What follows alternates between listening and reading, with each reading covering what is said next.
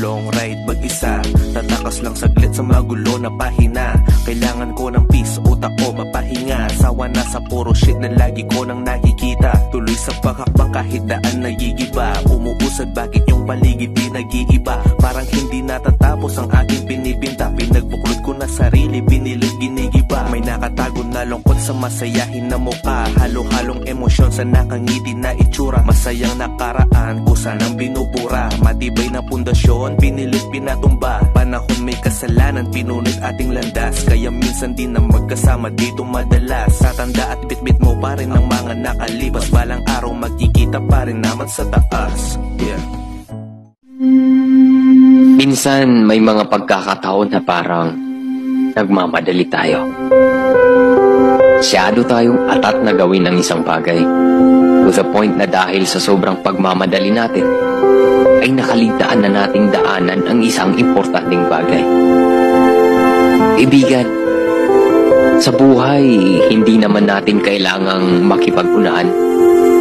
Hindi naman natin kailangang makipagsiksikan at makipagkompetisyon sa iba. Dahil ang buhay ay hindi naman karera. Karamihan kasi sa atin, gusto palagi silang nauuna. Natatakot na malamangan. Masyadong nagmamadali. Kaya at the end of the day, silang nagmamadali. Sila ang pagod. May stress o pagod ka na ba? Gusto ko lang ipaalala sa'yo na kahit gaano ka ka-stress ngayon, wag na wag kang sumuko sa mga pangarap mo.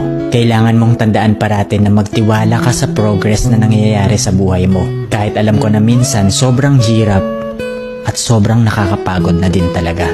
Magtiwala ka sa kakayahan mo. Ang dami mo nang nalagpasan na mga malalaking problema dati. Ngayon ka pa ba susuko? Patuloy ka lang na lumaban. Yung pakiramdam mo ngayon na nahuhuli ka na sa buhay, siguro dahil nakikita mo yung mga kakilala mo o yung mga kaibigan mo, pakonti-konti may na-achieve na sila. Parati mong tandaan na lahat tayo ay may kanya-kanyang timeline sa buhay. Hindi ka nahuhuli at hindi ka rin naman nauuna. Kung nasaan ka man ngayon sa buhay mo, yan ang lesson at experience na kailangan mong pagdaanan ngayon. Lahat tayo ay may sariling kwento sa buhay na makaka-inspire ng ibang tao. Sarili mong kwento yan.